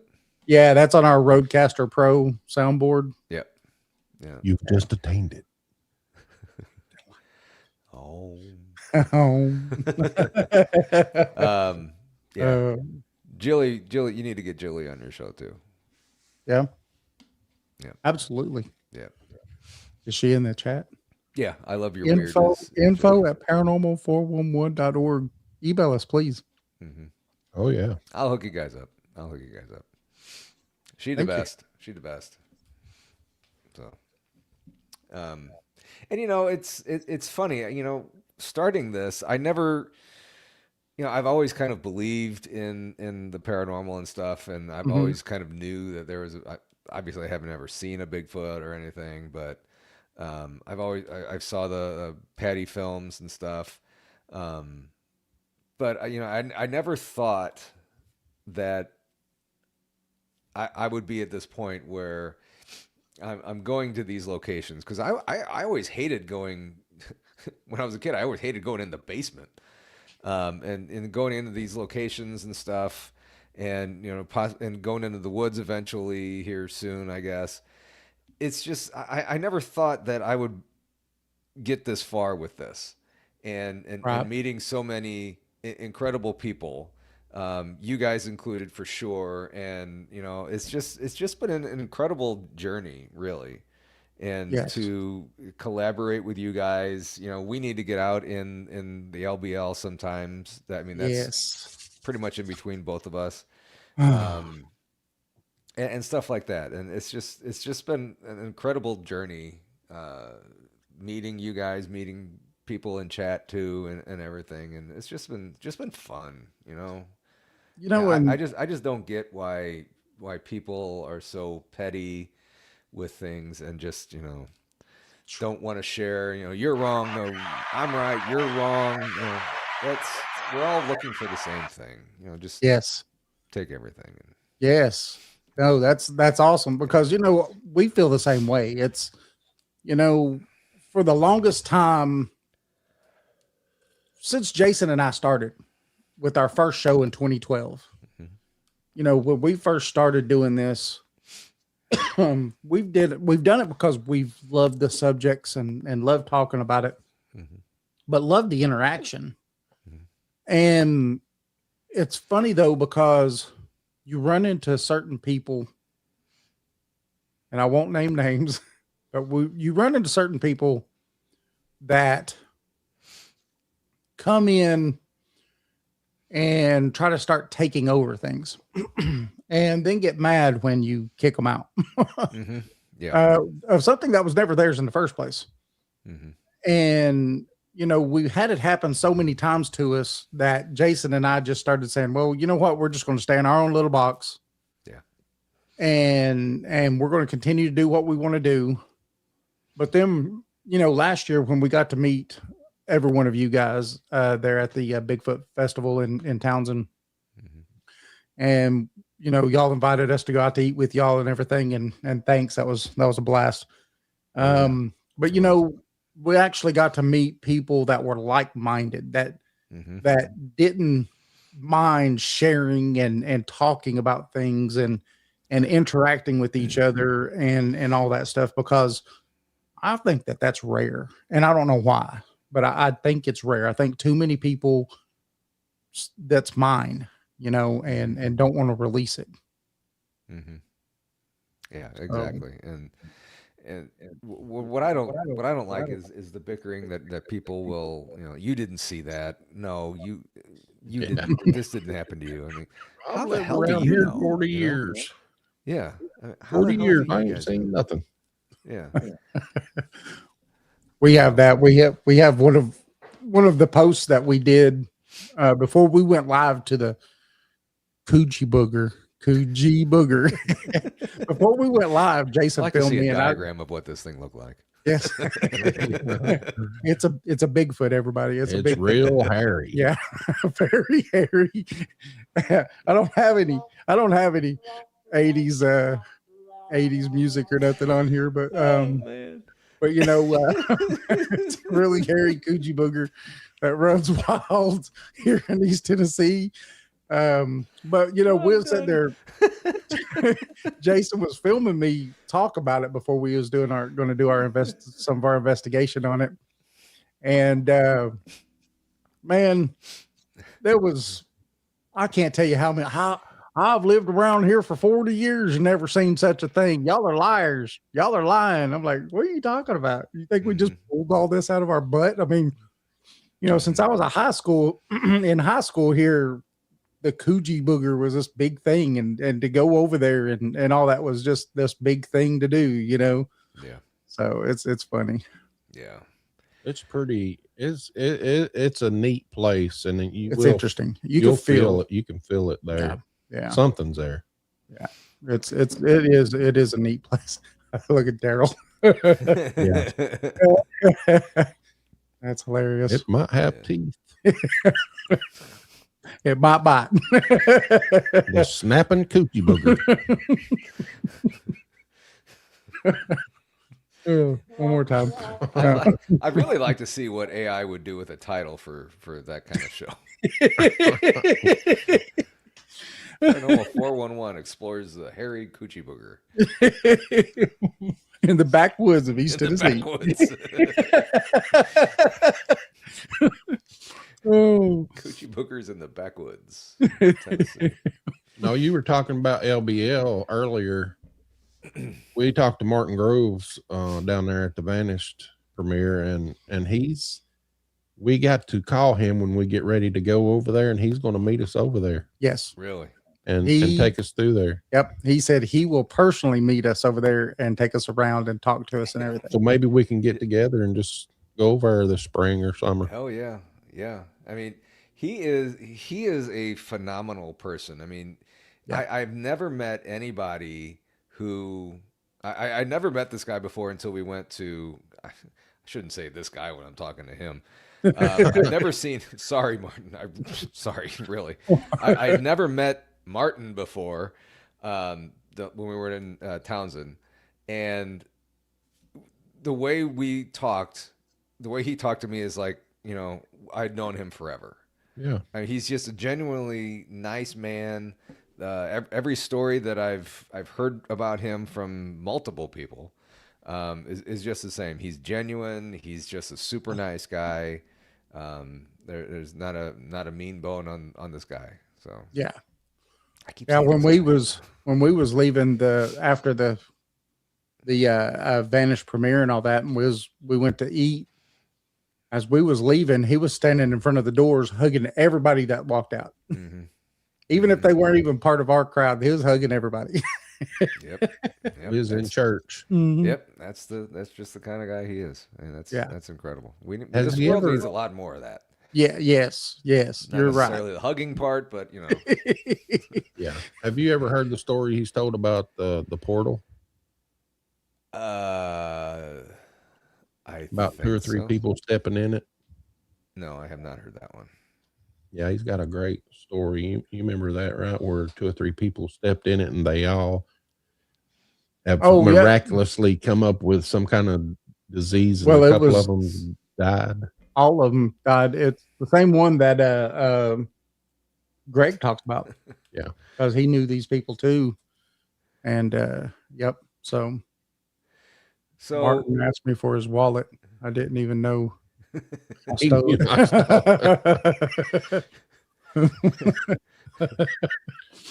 I bet Mike he's is a crazy funny dude. Yes, Mike is funny. Yeah, he was on the show a couple of times when we was there live, and man, he had me laughing one point where I thought I was going to pass out. Mm-hmm. Mm-hmm. Next time you have him on, have him show you the picture.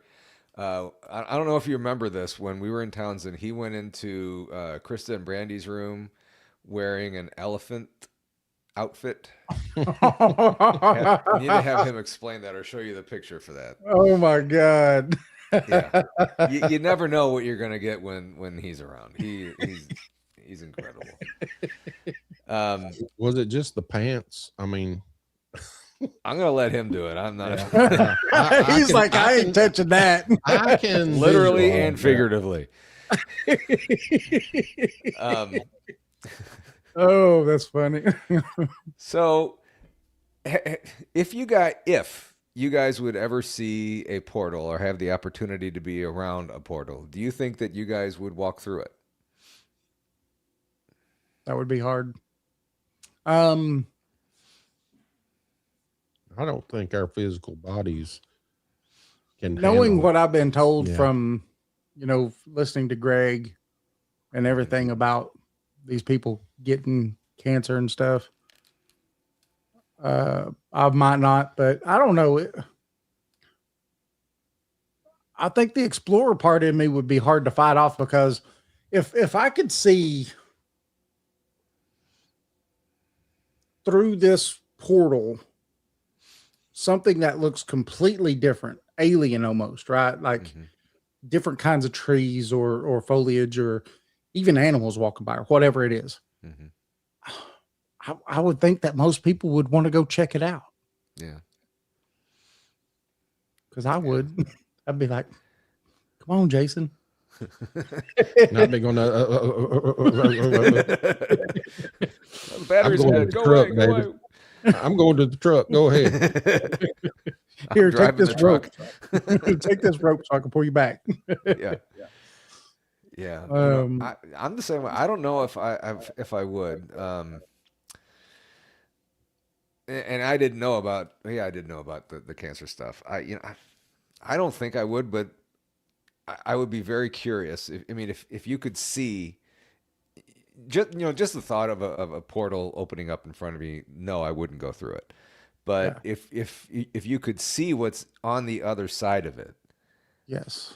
I would agree with you. I would have a really hard time saying no to walking through there. But I don't think I would.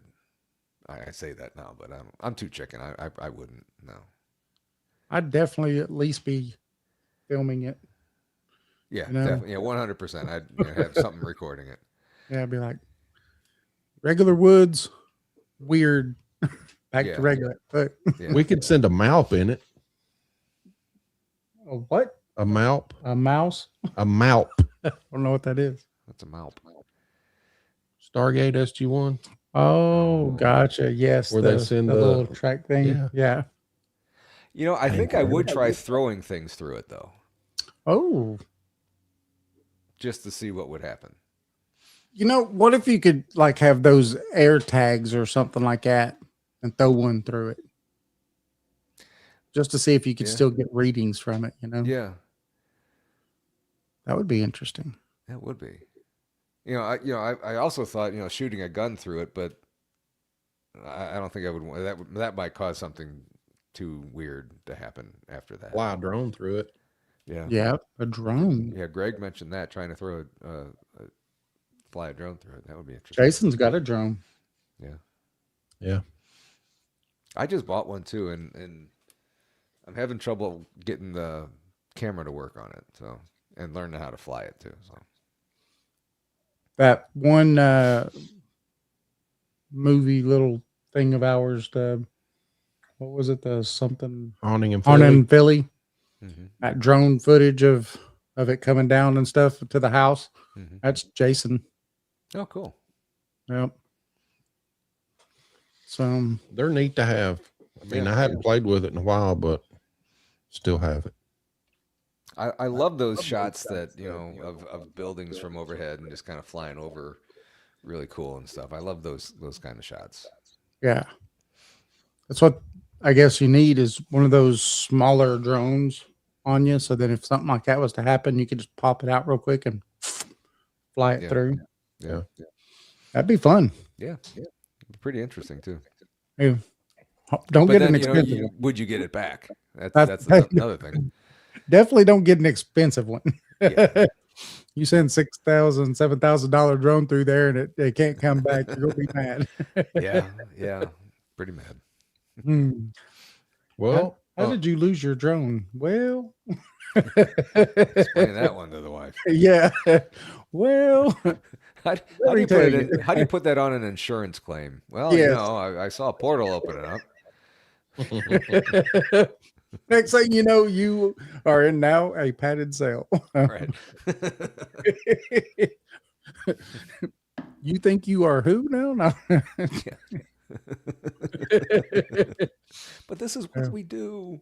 What's it? That's funny. it is. So what do you got coming up? Anything? March 6th and 7th. It's kind of up in the air. No, it's not. I'm supposed to go to Emmaus on March 6th with another group that I met. They're called the Ghost Sisters. They're out of someplace in Ohio. They do a lot of stuff around Ohio and that neck of the woods area there. They wanted to see new locations and stuff. So I'm taking them to Emmaus, and then the next day we're going to Ray County again. Are you guys familiar with Miguel Ramirez and Half Inch Wrench Crew? It's Miguel's with he does Sasquatch Theory on YouTube and Half Inch Wrench Crew. They're both here in Missouri. I think Half Inch Adam and Shelby live in Fredericktown, Missouri, which is about an hour and 15 minutes away from me. I'm gonna go down there. They have all kinds of stuff happening on their property. I Both, watched one of your episodes where you had them on. I think it was the last episode you had one of them on, yeah, and they've got Adam's a lot house. of crazy Yeah, stuff happening. yeah. Adam's it's something with In the this property. house? I think is connected to this. Yeah, Both guys' houses have burnt down completely. All kinds of paranormal activity. Stuff in the woods. The first time I had them on, they were outside doing the show, and weird things were happening behind them in the woods. They kept hearing weird things. So we're gonna go down there and spend some time down there. Bryce Edwards, he was in the chat here a little while ago. I don't know if he's still on, but he invited me down. He lives in Carbondale, Illinois, which is about 2 hours from me. He's got a family farm out there. So I'll be going down there for a night investigation too. So I'll be getting out into the woods here pretty soon, and then we need to make some time to go to the LBL. So Yes. yeah, so definitely going to be doing all that stuff, and we have Emmaus is close, so I go out there a lot and stuff. So, but I want to get to more locations too. Yeah. Well, if, you come when you come down this year for the Bigfoot festival, maybe we could take you to the Coogee Booger. Oh, I get to see a Coogee book. Yes. And all its furry madness. No.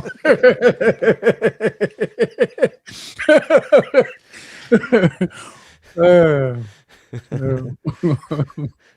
we'll take you to the spring house. That's where we did our last investigation. There's supposedly a little girl that died right there at that spring house, drowned or something. And so that's what we were there for. Then we were getting, rocks thrown at us and all kinds of stuff. So Yeah. I also I work the place that I work at is supposedly haunted. oh, We have a cleaning guy that comes every night except Saturday. So I think I'm going to try and get in there set like some Saturday night. And the old cleaning guy said that he saw we have like walk-in coolers and stuff, and the door. No one else was in the building, but the walk-in cooler door would just open, and nobody would be there. And I know one person, their daughter would come in the store and go down to the basement and play with a Ouija board down there. And I know some stuff's down there for sure. And actually, don't before think this, she knew how to close out those portals, right? I doubt if she did. Before this building was where I work, it was had a pool down there, and supposedly some kid drowned down there. So Wow. I'm gonna try and see what that's all about down there and everything. So I don't know if I doubt if I'll go live because the reception down in the basement isn't too good. But I'm definitely gonna record stuff there and maybe get something on the show. So that'd be kind of cool. That's awesome. Yeah. That's the kind of stuff I like to. I really like to see because, that's history at the same time. Right. Exactly. So Exactly. we got shut down here in our little town for trying to do something like that. So, And I get it too with like businesses and homes and stuff that people don't want that advertised that the one place we were at, it was a wedding venue, and I don't want to say the name of it, but it was haunted, but they don't want to advertise it as a haunted wedding venue. And I get that, but damn, that would be pretty cool to have a haunted wedding reception. yes, we've been to a few places that will let us go there and, do what we do for as long as we want to do. I mean, we'd be there all night if we wanted to. Yeah. But they just don't want no one told about it. Yeah. And I completely understand that. And, I have no problem not saying the name of the place or what. So, yeah. Yep. Yeah. I mean, if they tell us straight out, hey, look, you can do that, but you can't talk about your investigation, or at least where the investigation was. If you talk about your investigation, we're completely fine with that. Yeah. Our problem with why we got shut down this last time was that it was a business. The people that own the business and everything was all for it, but then some other the people who actually own the building was like, got told by some other people here in town, but what if they start bringing up people's dead loved ones, and how are people going to react to that? And so, because there's a funeral home like 500 feet away, and or used to be a funeral home, and so we got shut down. Yeah. We got told we couldn't do it. Yeah. There was a place not far from here that I was doing a job at, and I found out that it was a church, and I found out that it was like from the 1800s, I think, and it was haunted. Wow. And I asked the guy, I'm just asking. I told him what I do and everything, And oh, let me talk to the committee about this or whatever, and then they came back, no, we don't want you to do it. So like, crap. All right, that's fine. Right. But that would have been a good one, I think. Yeah, it's like some people are just gatekeeping on some of these things. Yeah, Why? exactly. Yeah. I mean, why? Don't make any sense to me. Nope. One day we're going to have a station wagon with Ghostbusters wrote on the side of it with flashing lights and ride it through town. We might get in trouble for that. I think that's copyrighted. That would be cool, though. Coochie Busters. Coochie Busters. We might get called at the truck stops to get things out of there. Yeah, that could attract a whole different clientele for you than you want. Might not be the best idea. Yeah. Funny as hell, but Oh yeah, it's like the other day I was driving through Knoxville and there was a guy in a pickup truck, and I guess they do plumbing. And the decal on his door, so the dude sat there driving, right? The decal on the door is of a man's body sitting on a toilet. And then he's sitting there driving down the road. I'm like, man, that's just crazy. Hey, it makes you remember what he did. Yeah. Yeah. That's funny. Mm-hmm. So before we go tonight, that's getting close to that 2-hour mark. But have you ever had anything in the whole time that you've been doing this and stuff that made you go, holy smokes, like scary, or just, it was so surreal, you was just like, man? I mean, the being scratched, I think was a big thing. That'll do it. I mean, holy crap! I mean, this something can actually do that. Like, yes. Wow. I think that would be something that happened in a location that really got me an oh wow moment. But then something happening here too happened and kind of got me like, oh crap! I brought something here with me, or something is happening here. So I think I've had 2 really weird things happen. So yeah, that's crazy. Yeah. Now, I have a little bit of a theory on the scratching part, and it's because I've been scratched before, Mm-hmm. but I think sometimes there's a disconnect when you're doing your investigation, because you're trying to talk to this thing, and if it doesn't feel like you're listening or answering, I think a lot of times that is frustration. Mm-hmm. And then them just scratching you out of frustration, like, hey, listen to me. Hey, I'm here. Yeah. And I don't think it's anything evil. No, I mean, that's exactly what I took from it. I mean, he was getting pissed that, we wouldn't leave. And I kept saying, no, I want to see you close this. No, you got to leave. No, I want to see you close this. And I'm certain that it was the spirit saying, you know what? I'm in charge here. You listen to what I say and do, and then you'll go on your way. And that's exactly what we did. I saw the scratch. I felt it. I felt the cool breeze go by me. I looked down. There was a scratch. I'm like, you know what? I think we should leave. So and that's exactly what we did. I mean, almost word for word. We all looked at each other like, okay, time to go. So yeah. And if it wasn't anything demonic or really bad or anything, it was just their way of saying that, look, you're in our place. You disrespected it. Go on your way. Yep. Okay. Yeah. I think little Patty is, trying to get your attention too. I think that's another reason that they'll do stuff like that. Yeah. Yeah, it's interesting. What about pushing you down a flight of steps? Well, I think that's not just attention. That's I told you 30 times to get out of here. Now I'm going to get you out of here. Yeah, exactly. I hope that never happens to me. I hope that never happens. So we have a house here in Loudon that when my mom was in hospice many years ago, Her nurse was stationed out of there. That's where the hospice nurses were stationed. And she found out that we were doing a show and we like paranormal. And she's like, hey, I've got a story for you then. Where we're stationed at, none of the girls like being there at nighttime. And I'm like, okay, why not?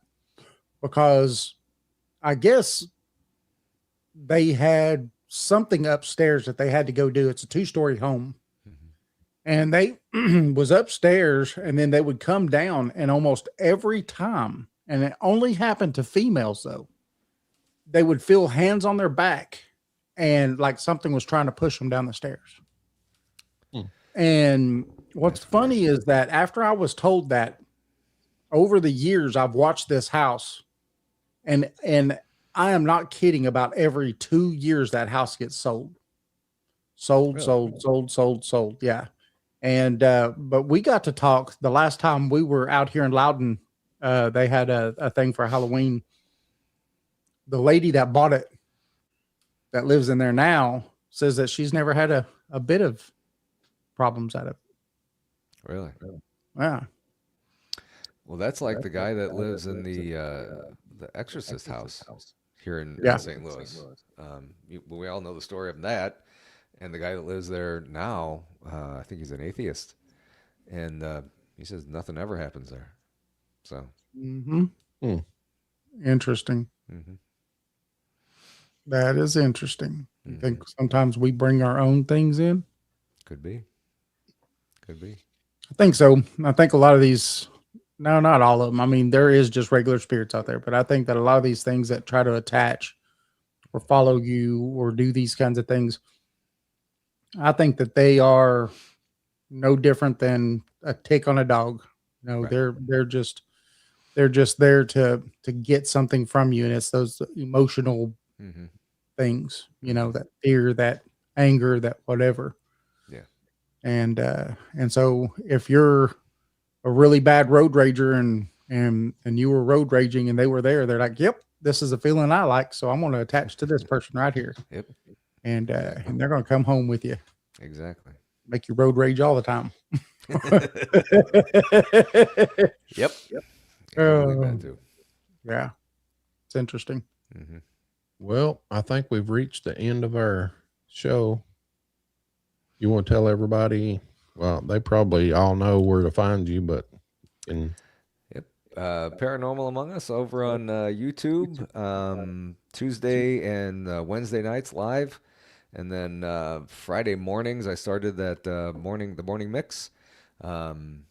It's hopefully it's going to keep growing, so we'll see where it goes. So it's fun. It's one of those things I've always kind of wanted to be a morning show DJ and stuff since I was in high school and stuff. So then I had to get out of it and stuff. But this is kind of my attempt to get back into it. So it's going to be fun.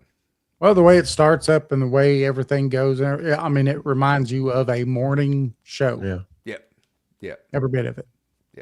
So that's the way I wanted it, and we'll see where it goes. So, but the important thing, I just want to have fun with it. It's something different than paranormal, and not that I don't like paranormal, I love it. But I want to do something different too. So another buddy of mine and I, for years, I mean, 4 or 5 years ago, started talking about doing what did we call it? The morning coffee or morning something show, and we was just going to BS. That's all we was going to do, just BS, BS with each other and anybody else that came on. That was it. Yeah, that's what I think. I love that kind of stuff. So I'd be in on it. Yeah. Well, look at there. I'm not a morning person. I'm a morning person. Yeah. My wife's like, give me 30 more minutes. Yeah, exactly. I wake up and I'm like, blah, blah, blah, blah, blah, blah. She's like, stop. Just shut up. No, get in the living room. Leave me alone. Yep. Enough of you already. And you just woke up. Then he goes, puts his Thrive patch on, takes his pills, and he's 10 times worse. Yep. Hey, that's my wife's fault. I used to just drink a huge amount of coffee every morning before I went to work. Right, I get up at 5, but I don't have to be at work till 8, and I just literally live 3 miles away from work. Oh, jeez. And so I would drink a whole carafe of coffee in the morning. Usually I'm sitting there watching, like your show if I've missed it or things like that. That's what I'm doing. And so it's just my morning to just kind of wake up and get ready. And and so now she's got me on this Thrive, which it works good. I mean, I haven't drank a single cup of coffee. But it's like minerals and vitamins and all kinds of other stuff. And so it's actually healthy stuff. I'll say it's probably better for you than coffee. Yes. Yeah. But it's also got natural caffeine in it. So then you don't need the coffee. Oh yeah. Yeah. And so I put that on, I take the pills, and then I drink the shake in the morning, and then I'm just all day long at work. People are like, "What's wrong with you, David?" And I'm like, "Nothing." What do you mean what's wrong with me? You should be like this too. Nothing. I feel my hair growing. Yeah, that's right. I'm like a beaver. My teeth are growing too. Oh, I'm watching paint dry now. Oh, it's funny. Man. Yep. Thank you for coming on. Yeah, thanks. Hey, And we anytime, really guys. enjoyed Anytime. the show. Anytime. Yes, it was a blast, and I need to get you guys scheduled over on my show again. So When you do, we'll get together a bunch of the stuff that we've captured over the years, and we'll send it to you or however you want to do it. And yeah, cool. so then you'll have it, and then we could talk about a bunch of it. Yeah, Oh, absolutely. yeah. Because we've got a lot. Okay.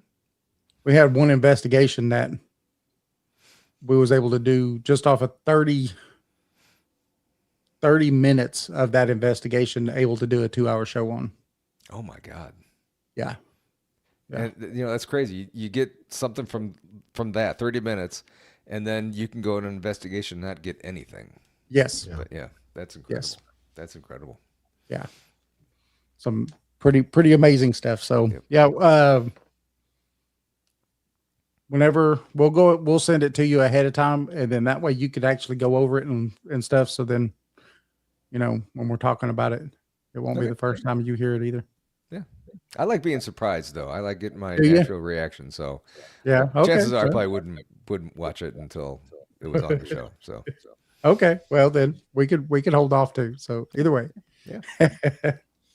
All right, brother. We appreciate it, man. hey, I appreciate you guys anytime. I love it. Yeah. We have fun. Yes. That's what it is all about anyway. It's That's having what fun. it's all about. Yay. Sorry.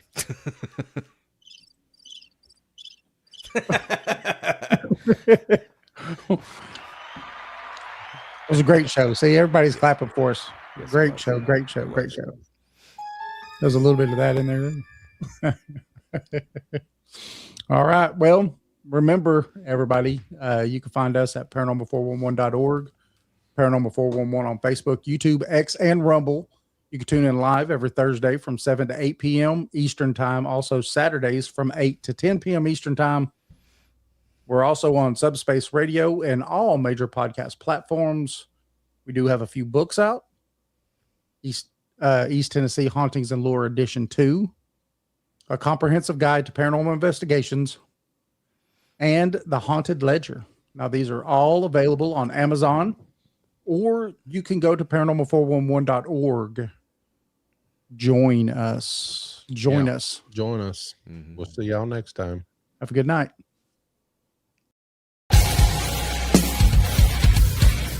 Have you ever wondered what lurks in the shadows? What secrets the night hides? What strange phenomena might be happening just beyond your perception? Join us as we journey into the world of the paranormal, exploring everything from ghosts and UFOs to cryptids and unexplained occurrences.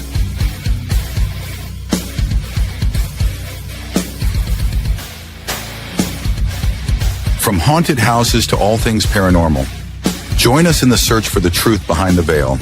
Welcome to Paranormal 411.